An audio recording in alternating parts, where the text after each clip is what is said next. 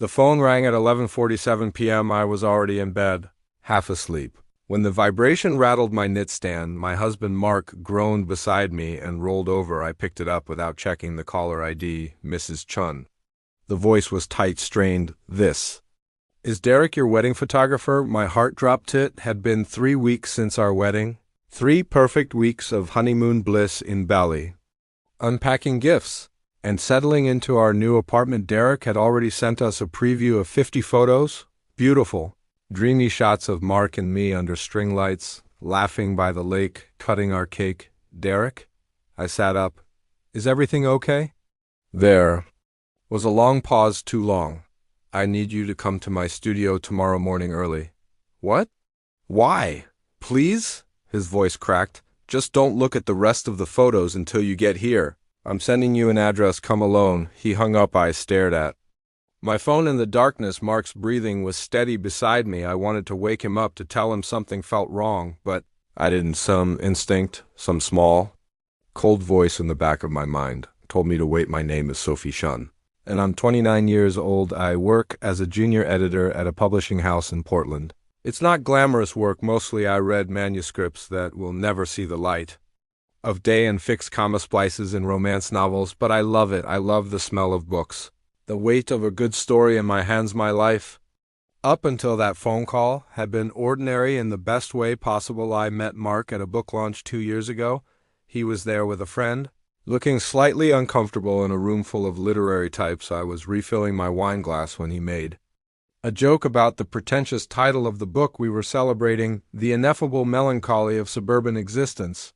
He'd said, reading the cover, "I bet it's about a guy who hates his lawn."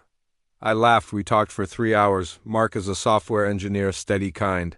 The type of man who remembers to buy your favorite coffee creamer and texts you pictures of dogs he sees on his lunch break. Our wedding had been small, 50 people, a garden venue at the old Rosewood estate just outside. Portland fairy lights strung between the trees. My parents flew in from Taiwan. His mom cried during the vows. His dad gave a toast that made everyone laugh. Everything felt right until that Callie didn't sleep the rest of the night. I lay there in the darkness, listening to Mark breathe, and tried to think of reasons why Derek would sound so scared. Maybe there was a problem with the files. Maybe he'd lost them somehow. Maybe his hard drive had crashed. But that didn't explain why he'd said to come alone when the alarm went off at 6:30.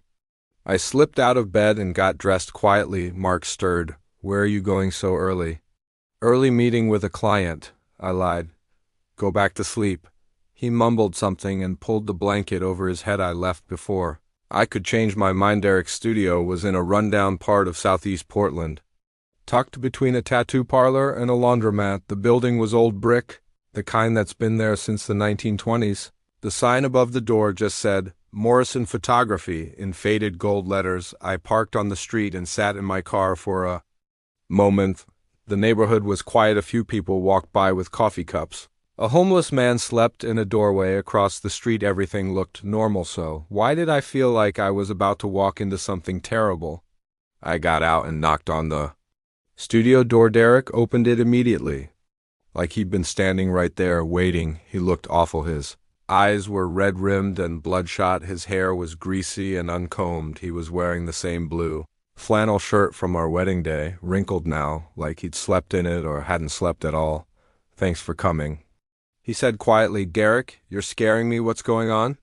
He didn't answer. He just turned and walked deeper into the studio. I followed, my stomach twisting with dread. The studio was cluttered with camera equipment, old tripods, backdrops stacked against the walls, dusty, dark. The air smelled like old paper and coffee, but in the center of the room was a long wooden table, and spread across it were hundreds of printed photos, our wedding photos. I was editing them, Derek said, his voice hollow. "Going through every shot. I always do a deep edit, color correction, cropping, removing random people in the background. Standard stuff." He picked up one photo. It was a shot of me and Mark during our first dance. We were smiling, lost in each other. The string lights glowed above us like stars. "This one's perfect," he said. "So are most of them." He set it down carefully. Then he picked up another. It was a wide shot of the reception. Guests were seated at tables, laughing. Glasses raised, the golden hour light was pouring through the tall windows. Everything looked warm, happy. Look at the back corner. Derek whispered, "Table 7. I squinted at the photo at first. I didn't see it. There was a woman. Sitting alone at the edge of the frame. She was wearing a black dress. Not formal. Not like the other guests, just black plain. Her hair hung loose around her face. Dark and straight, and she was staring directly at the camera, not smiling, not blinking, just staring. Her face was pale, too pale. Like she hadn't seen sunlight in years. I don't recognize her." I said slowly, "Neither do I." Derek replied, "So I checked the guest list you gave me." He pulled out a printed spreadsheet, my guest list, 50 names. Carefully organized by table. She's not on it. My hands started to shake. Maybe she was someone's plus one, I said, or a vendor, a server. I thought that too. Derek picked up another photo. This one was taken earlier in the day during the ceremony. A shot of the aisle. Guests standing on either side, watching me walk toward Mark. The woman was there, same. Black dress, same blank stare, sitting in the third row on the bride's side right behind my mother. She's in 47 photos. Sophie, my throat tightened. 47? I whispered. Derek nodded. He started laying out more prints. One after another, his hands were trembling. The woman at the cocktail hour standing behind the bar, partially obscured by other guests. The woman during the cake cutting in the far corner, half hidden by a decorative column. The woman outside the venue, visible through a window in the background of a portrait shot of Mark and me. The woman in the garden standing beneath a tree while guests mingled nearby, always watching, always perfectly still, never talking to anyone, never moving. I thought maybe it was a glitch. Derek said, like, I don't know, a Photoshop error or something, a weird camera malfunction. But these are raw files straight from the camera. No edits, no manipulations, no layers. He pulled up his laptop and showed me the original file she was in. Every single one. I felt like I was going to be sick. "Who is she?" I whispered. "I don't know." Derek ran a hand through his hair. "But Sophie, there's something else." He pulled up a zoomed-in shot. It was a close-up of the woman's face from one of the reception photos. He'd enhanced it, sharpened the details. Her eyes were wrong. Not the color, not the shape, but the way they looked at the camera, empty, hollow. Like she wasn't really seeing anything at all, like she was looking through the camera, through the lens, through me and around her. Neck, I gasped. She was wearing a necklace, a small silver locket, heart-shaped, delicate, with a tiny engraving of a rose on the front. The same locket my grandmother gave me when I was 16. The one she'd worn on her own wedding day in Taipei in 1952. The one I wore on my wedding day. The one I was wearing in every single photo. That's impossible. I breathed. Derek just stared at me, his face pale and drawn. "Sophie, how many people knew about that locket?" Just my family and Mark. I didn't tell anyone else." "Could someone have had one made?" "A copy?" I shook my head. "It's an heirloom one. Of a kind. My grandfather had it custom made in Taiwan." Derek looked down at the photo. "Then how is she wearing it?" I drove home in a daze. My mind was racing, trying to piece together an explanation that made sense. A coincidence, a look-alike necklace, a weird lighting trick that made it appear similar. Maybe I hadn't looked closely enough. Maybe it just resembled my locket, but deep down, I knew something was wrong. Something was very, very wrong. When I got home, Mark was in the kitchen, humming while he made scrambled eggs. "Hey, babe." He grinned when he saw me. "How was the meeting?" "Fine," I lied. I sat down at the kitchen table. My hands were still shaking. "You okay?" Mark set a plate of eggs in front of me. "You look pale." "I'm fine, just tired." He kissed the top of my head and sat down across from me with his own plate. I watched him eat, watched him smile, watched him joke about the grocery store being out of almond milk. Again, and I thought about the woman in the photos, the woman who looked like she was watching me, the woman who wore my locket, the woman who sat at my wedding like a ghost that night. I couldn't sleep. I kept thinking about Derek's face, the fear in his eyes, the way his hands shook when he showed me the photos, the way the woman stared at 2 a.m. I gave up trying to sleep and got out of bed. Mark didn't stir. I went to our bedroom closet and pulled out the small wooden box where I kept my grandmother's locket.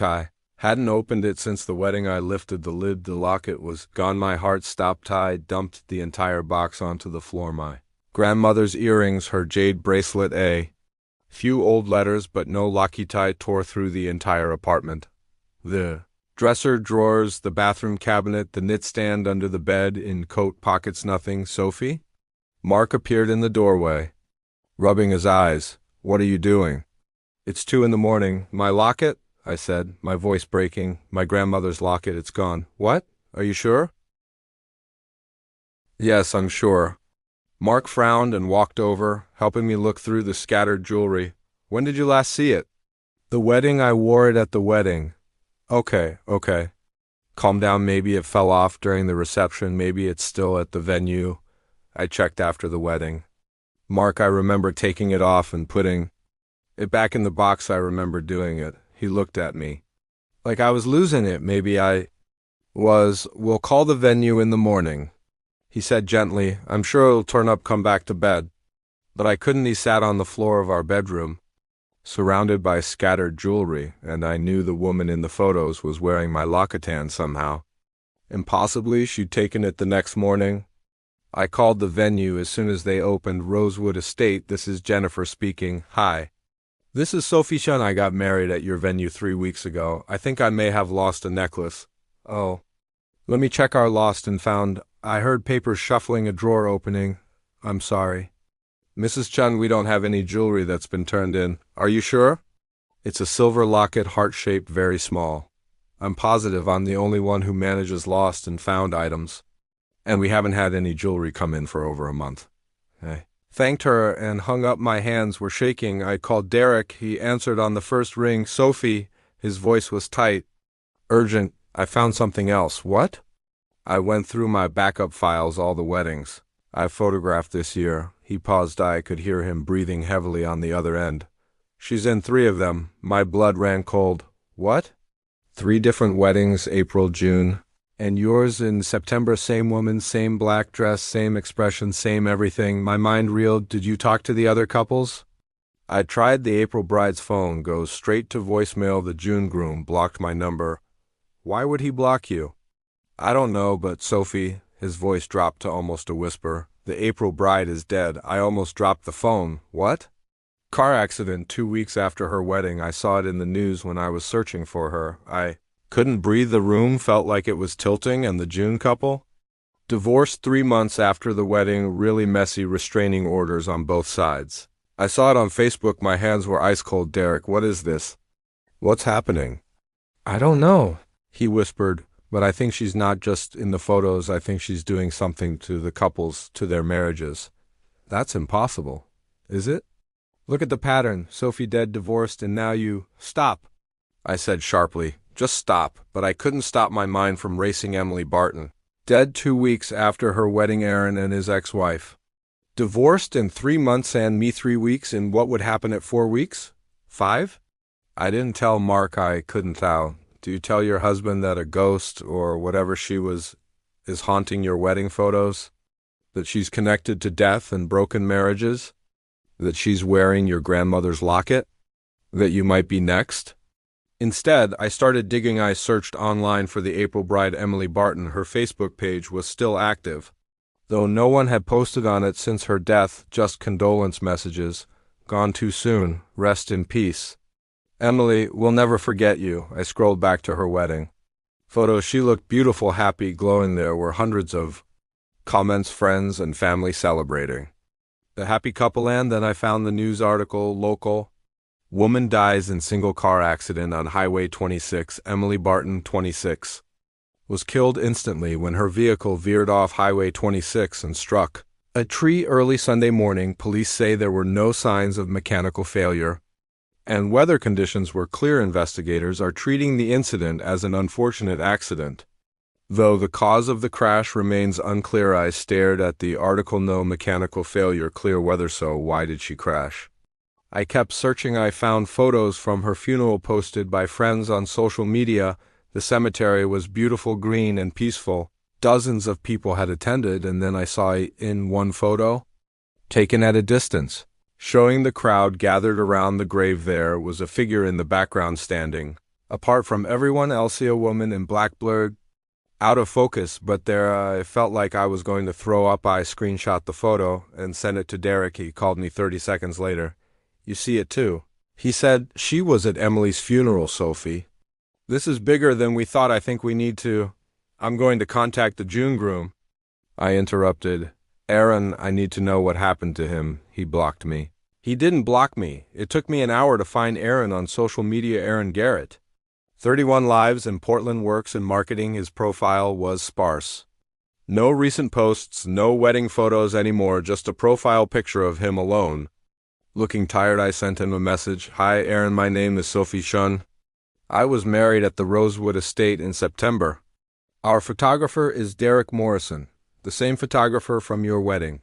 I need to talk to you about something urgent. It's about the photos, please. It's important. I didn't expect him to respond, but 2 hours later. My phone buzzed. Leave me alone. I don't want to talk about the wedding. I don't want to talk about her. My heart pounded her. Do you mean your ex-wife? The 3 dots disappeared again finally. No, I typed quickly, my fingers trembling. The woman in black, she was in your photos too, wasn't she? No response for 5 minutes. Then, how do you know about her? She's in my photos, please. Aaron, I need to know what happened. Another long pause, then my phone rang. Unknown number. I answered. You need to get rid of those photos, Aaron said, without preamble. His voice was rough. Exhausted. Burn them, delete them, I don't care how you do it. But get rid of them. Aaron, what happened to you? He let out a long, shaky breath. She was in our house, he said quietly. Every night standing in the corner of our bedroom. My wife saw her first. She woke me up at 3 a.m. screaming that there was someone in the room. What did you do? I turned on the lights. There was no one there. I thought Rachel was having a nightmare. But then I saw her too. The woman in black? Yeah, she'd just appear in the corner by the closet in the hallway, always watching, always silent. My skin prickled with goosebumps. We couldn't sleep. Aaron continued, couldn't think straight. And we started fighting about nothing, about everything. Rachel accused me of having an affair. I accused her of being paranoid. We said terrible things to each other, things we couldn't take back. And the woman, she was always there in the background, watching us destroy each other. It was like she was feeding on it, somehow getting stronger. Did you try to make her leave? We tried everything, sage prayers. We even had a priest come to the house. Nothing worked. What happened?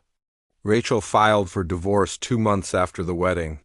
She said she couldn't be in the same room as me anymore, that she couldn't stand to look at me. We both got restraining orders. She moved to California. I haven't spoken to her since. I was silent. Sophie. Aaron said quietly, how long has it been since your wedding?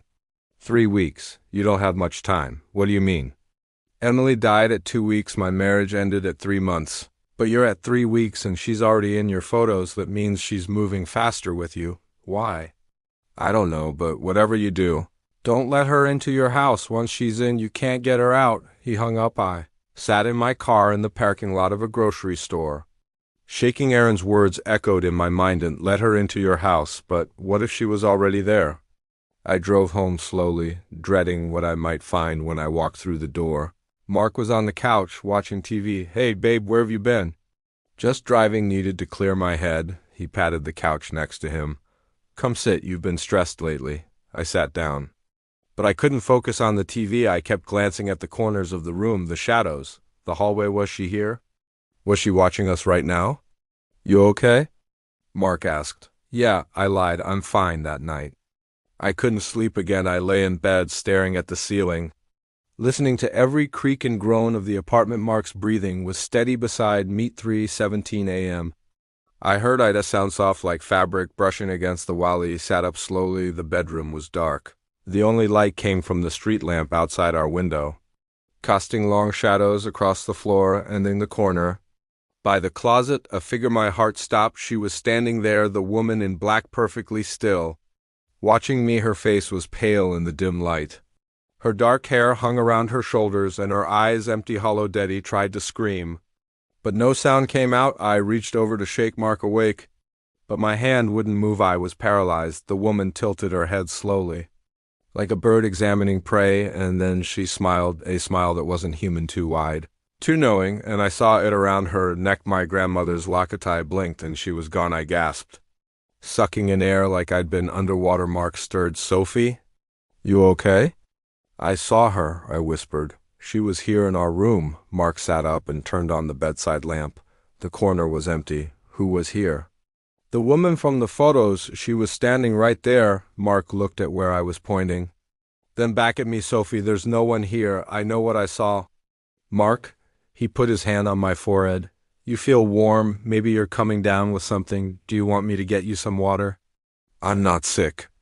I snapped then softer. I'm sorry I'm not sick. I'm just terrified, losing my mind, haunted. Mark pulled me close. It's okay, you've been stressed, the wedding. Starting our life together. Work, it's a lot. Maybe you should take a few days off. I want to tell him everything about Derek, about Emily, about Aaron, about the woman who destroys marriages and ruins lives, but I couldn't best. A part of me was afraid that if I said it out loud, it would make it real, and I wasn't ready for that yet. The next morning, I went back to Derek's studio. I didn't call first, I just showed up. He opened the door looking even worse than before. She was in my apartment last night. I said. Derek's face went pale. She's escalating. I need to know everything about her, who she is, why she's doing this, everything. Derek nodded and led me inside. The table was still covered in photos, but now there were new additions, printouts of old newspaper articles, census records, death certificates. I've been researching. Derek said her name was Elena Voss. She died in 1987 at the Rosewood Hotel, room 214. How did you find this? I ran facial recognition on her photo through some ancestry databases. It took forever, but I found her. He handed me an old newspaper clipping, yellowed, torn at the edges. The headline read, "Local woman found dead in hotel room, suicide suspected." The photo showed a young woman, dark hair, pale skin, beautiful. It was her, Elena Voss. Age 24, I read aloud. Found deceased in her room at the Rosewood Hotel on June 15, 1987. Cause of death, self-inflicted overdose. She had checked in 3 days prior and left a note expressing despair over a recent breakup. Keep reading, Derek said quietly. I scanned the rest of the article. Miss Voss was engaged to be married to Thomas Whitmore, a prominent local businessman. The wedding was scheduled to take place at the Rosewood Hotel on June 18th. Friends say Mr. Whitmore called off the engagement just days before the ceremony, leaving Miss Voss devastated. She checked into room 214, the same room where the couple had planned to spend their wedding night, and took her own life. I looked up at Derek. She killed herself 3 days before her wedding, in the hotel where she was supposed to get married. Derek added, and Sophie, the garden venue? Yeah, that's where the outdoor ceremonies were held at the Rosewood Hotel. The exact same spot where you got married. My hands started shaking. So she's been haunting that location for 38 years. I sat down heavily in one of Derek's chairs. Why? I whispered, why is she doing this? Derek pulled out another document, a photocopy of a handwritten letter. This is her suicide note. I got it from the police archives. I have a friend who works in records. He handed it to me. The handwriting was elegant, careful, even in her final moments. Elena Voss had written beautifully to whoever finds this. I cannot bear this pain any longer. Thomas was my everything, my future, my hope. And he threw me away like I was nothing. He said he didn't love me anymore, that he'd found someone else, someone better. I thought I would be a bride. I thought I would be happy, but if I cannot have my happiness, then no one who marries here ever will. Curse this place. I curse every bride who walks where I was supposed to walk. I curse every couple who celebrates where I was supposed to celebrate. They will know my pain. They will lose what I lost, and I will watch them all fall apart. This is my promise, my vengeance, Elena. I felt sick. She cursed the venue. I whispered, and she's been keeping that promise for almost 40 years. How many couples? I don't know, but Emily and Aaron weren't the first. I've been digging through old records. There have been dozens of weddings at that venue over the years, and a lot of them didn't end well. He pulled out a list, names and dates. 1989, couple divorced within a year. 1993, groom died in a boating accident 6 months after the wedding. 1997, bride left her husband at the airport and disappeared. 2001, both spouses arrested for domestic violence. 2005, groom committed suicide. 2010, bride hospitalized for a mental breakdown. The list went on and on. Not every couple, Derek said, but enough to be more than coincidence. Why didn't anyone notice? Because the venue has changed hands multiple times. The original hotel was torn down in 1995. The garden was renovated. It's been under different management. No one connected the dots until now. Derek nodded. So what do we do? I asked. I don't know, but Sophie, he looked at me with haunted eyes. I think she's attached to you now more than the others. Why? Because you saw her, you acknowledged her, and you're still investigating. You're not running away or ignoring it like the others did. So what? I just give up? Let her destroy my marriage? I'm not saying that. I'm saying we need to figure out how to break the curse. I spent the next 2 days researching everything I could about curses, hauntings, and spiritual attachments. I know how it sounds crazy, desperate, delusional, but I was out of options. I found a woman online, a medium named Iris Delacroix. Her website looked professional. She had good reviews, testimonials from people claiming she'd helped them with paranormal problems. I sent her an email explaining my situation. She responded within an hour. I can help. Meet me at Celestial Grounds coffee shop tomorrow at 2 p.m. Come alone. Iris was younger than I expected, maybe 40. She had short gray hair, kind eyes, and wore simple clothes, jeans, and a sweater. Nothing mystical or theatrical about her. She ordered tea. I ordered coffee. I wouldn't drink. Tell me everything. She said so. I did the photos, Elena Voss, Emily's death, Aaron's divorce, the woman in my bedroom. When I finished, Iris was quiet for a long time. This spirit is attached to you because you represent everything she lost. She finally said, a wedding, a husband, happiness, a future. She's jealous, and she's trying to destroy it. How do I make her stop? Curses like this curse is born from grief and betrayal are incredibly powerful. They don't fade with time, they grow stronger. So there's nothing I can do? I didn't say that. Iris leaned forward. You have to give her what she wants. What does she want? Iris looked at me with sad, knowing eyes, to be seen, to be acknowledged, to have her pain recognized. She died believing that no one cared, that she was worthless, that her suffering didn't matter. So I just talked to her? More than that, you have to help her let go. You have to show her that her pain can end, that she doesn't have to keep reliving it forever. How do I do that? You go to where she died, you speak to her directly, and you offer her compassion. I stared at Iris. That's it? I just asked nicely. It's not about asking, it's about healing. Sophie, this woman has been trapped for 38 years. She's been feeding on anger and jealousy, because those were the last emotions she felt before she died. If you can help her feel something else, something softer, she might finally be able to move on. And if I can't? Iris's expression darkened.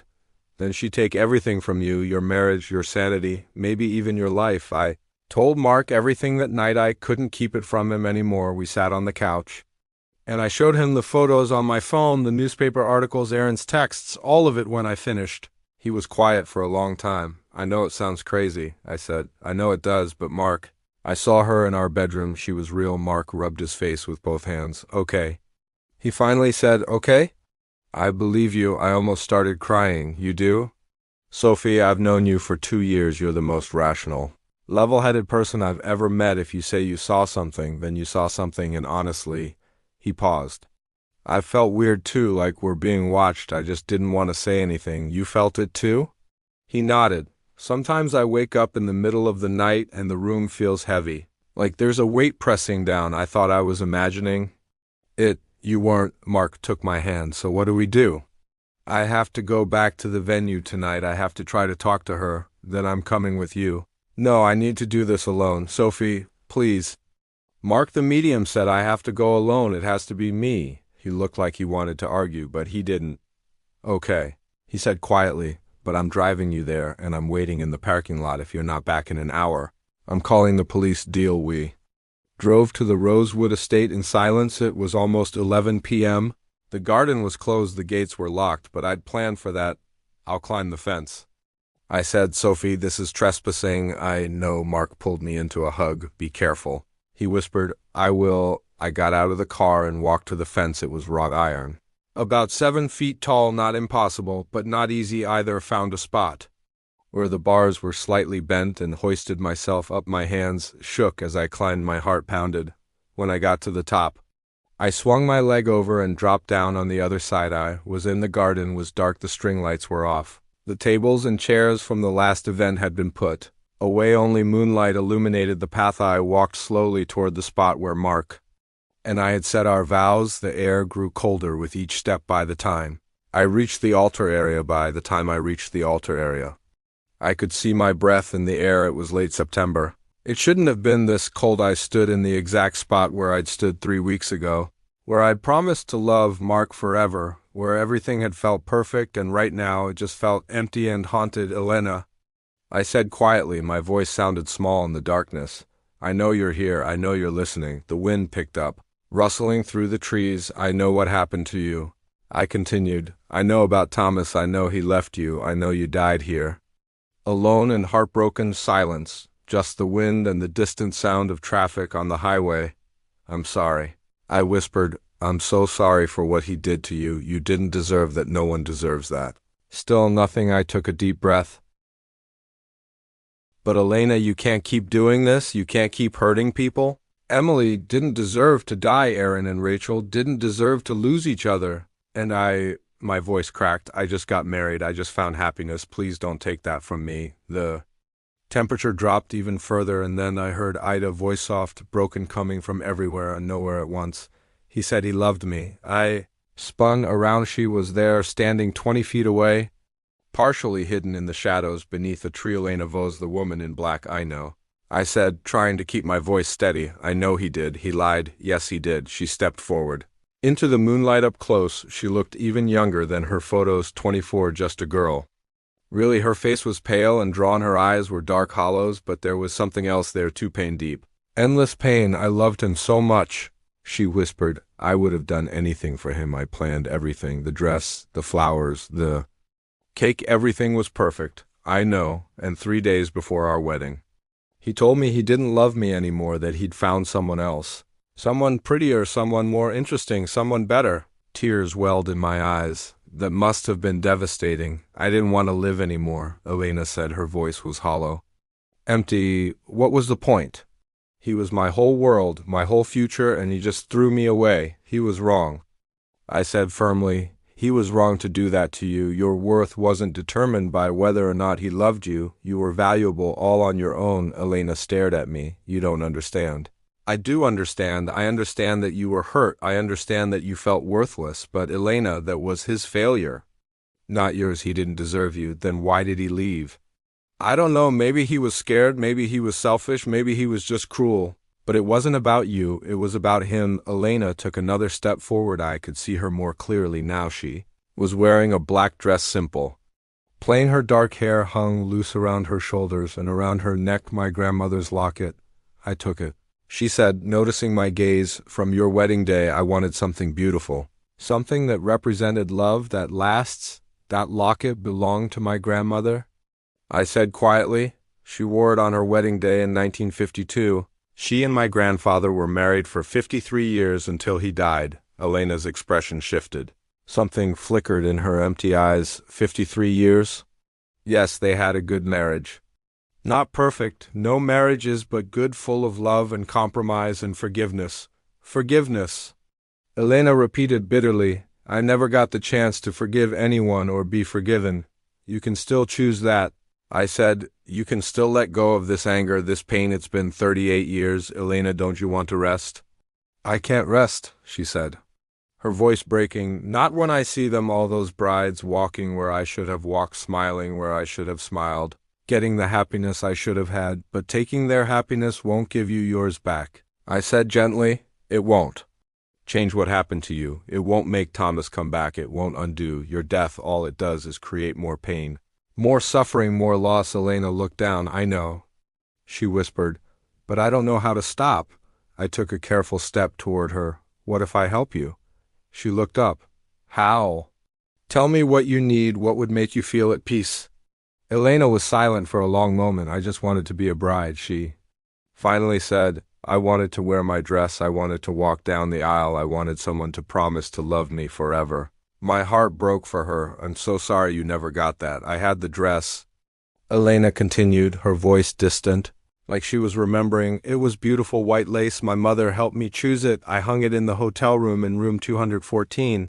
I was going to put it on the morning of the wedding, but you never did. No, I took The pills instead, and when they found me 3 days later, I was still in my regular clothes, the dress was still hanging there, untouched. I thought about that, about a young woman who died just days before she was supposed to be at her happiest, who never got to experience the moment she'd dreamed of, and an idea formed. Elena, I said slowly, what happened to your dress? I don't know, I assume they threw it away or gave it to charity. Why?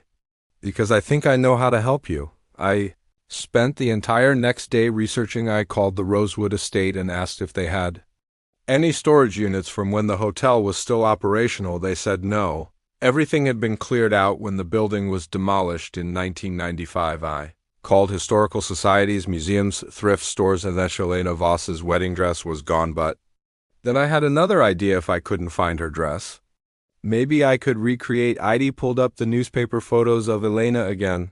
In one of them, a photo from a few months before her death, she was standing with Thomas at some social event. She was smiling, radiant, and in the caption, it mentioned that she'd recently purchased her wedding dress from Madame Claire's bridal boutique. I searched for the boutique. It was long closed, but I found an interview with the owner's daughter, published in a local magazine in 2003, and in that interview, the daughter mentioned that her mother had kept detailed records of every dress she'd ever made, records that were now housed at the Oregon Historical Society. It took me 3 days to get access to the records, but I found it. Elena Voss order dated February 14th, 1987, white lace Align gown, sweetheart neckline, long sleeves, chapel train, pearl buttons down the back, custom embroidery of roses along the hem. There was even a sketch. I took photos of everything and brought them to a seamstress I found online. Her name was Margaret, and she specialized in vintage wedding dress recreation. This is beautiful, Margaret said, studying the sketch, but it'll take time, at least 3 weeks. I need it in 1 week. I said, I'll pay double. Margaret looked at me. This must be important. It is. Okay, I'll do my best. While Margaret worked on the dress, I prepared everything else. I contacted Iris, the medium, and explained my plan. She agreed to help. I rented the Rosewood Estate garden for a private event. It cost a fortune, but I didn't care. I ordered flowers, white roses, Elena's favorite, according to the newspaper articles. I bought candles, music, everything that would have been at Elena's wedding in 1987. And I told Mark everything. You're going to stage a wedding, he said slowly, for a ghost. Yes, that's insane. I know. He was quiet for a moment, then he smiled. I love you, he said. You know that, right? I love you too. Okay, let's give Elena Voss the wedding she never got. 1 week later, everything was ready. It was just after sunset. The garden was lit with hundreds of candles. White roses were everywhere on the altar. Along the aisle, in tall vases, soft classical music played from hidden speakers, the same music that would have played at a wedding in 1987. Iris stood near the altar, dressed in simple white. Derek was there too. He'd insisted on coming. I need to see this through, he'd said. Mark stood beside me, holding my hand, and on a dress form near the entrance was Elena's dress. Margaret had done an incredible job. It looked exactly like the sketch. White lace, sweetheart neckline, pearl buttons, rose embroidery, perfect. Do you think she come? Derek whispered. I don't know, I admitted, but I hope so. We waited. The sun set completely. The stars came out, and then the temperature dropped. She's here, Iris said quietly. I felt her before I saw her, that familiar presence, cold, heavy. And then Elena appeared. She was standing at the entrance to the garden, staring at the dress. Her face was no longer blank, no longer empty. She looked stunned. You made my dress, she whispered. Yes, I said, for you, so you could finally be a bride. Elena reached out and touched the lace with trembling fingers. It's beautiful. Put it on, I said gently. She looked at me with those dark, hollow eyes. Why are you doing this? Because you deserve it. You deserve to have your wedding day. And even though it's 38 years late, maybe it's not too late to give you that moment. Elena stared at the dress for a long moment. Then, slowly, she lifted it from the dress form. The fabric seemed to shimmer as she held it, and then she disappeared. We waited in silence. 1 minute to 5. Did she leave? Derek whispered. I don't think so, Iris said. She's changing. And then she appeared again, but this time she was wearing the dress. It fit perfectly. The lace glowed in the candlelight. The roses along the hem seemed almost alive, and Elena, she looked like a bride, young, beautiful, radiant. For the first time since I'd seen her, she smiled, a real smile. Thank you, she whispered. You're welcome. Iris stepped forward. Elena Voss. She said gently, you were meant to walk down this aisle 38 years ago. You were meant to make promises of love and commitment. You were meant to celebrate with people who cared about you. Elena nodded, tears streaming down her pale face. Tonight we honor that. Iris continued, we honor the bride you were meant to be. We honor the love you carried in your heart. And we honor your right to finally let go of the pain. Iris gestured to the aisle. Walk. She said, walk down the aisle you were meant to walk, be the bride you were meant to be, and when you reach the end, let yourself rest. Elena hesitated, then she looked at me. Will you walk with me? I felt tears well up in my eyes. Yes, I whispered. I will. I stood beside Elena at the entrance to the garden. The music swelled a soft, classical piece that sounded like it was from another era, and together we walked slowly, carefully down the candlelit aisle with each step. Elena seemed to change. Her face grew softer, younger, more at peace. The darkness in her eyes began to fade, replaced by something lighter, hope, maybe, or just relief. When we reached the altar, Iris was waiting. Elena, she said softly, you have carried grief and anger for so long. You have let your pain define you, but tonight, you can choose something different. Elena nodded, tears still flowing. Tonight you can choose to forgive.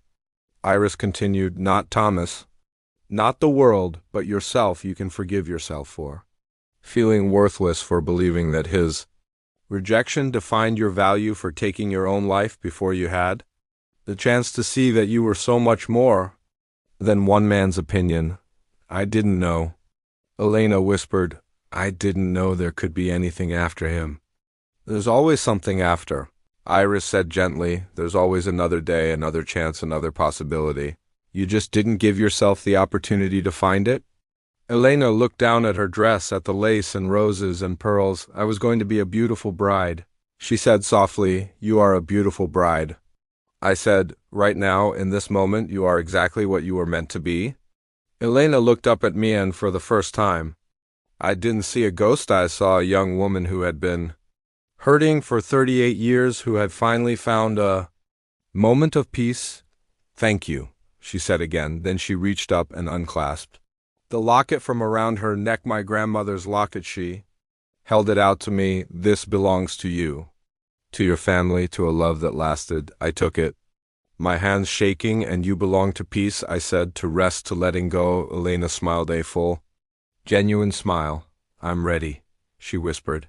And then she began to glow. It started as a soft light, a warm, golden shimmer that seemed to emanate from within her. The wedding dress glowed brighter. The lace seemed to transform into pure light. Elena looked at Iris, then at Derek, then at Mark, and finally at me. Tell other brides, she said, her voice growing fainter. Tell them they're enough, even if someone leaves them. Even if their hearts break, tell them they're enough. I will, I promised. The light grew brighter. Elena lifted her face toward the sky, and then, with a final soft sigh, she dissolved. The dress fell to the ground. Empty, the light faded, and she was gone. We stood in silence for a long moment.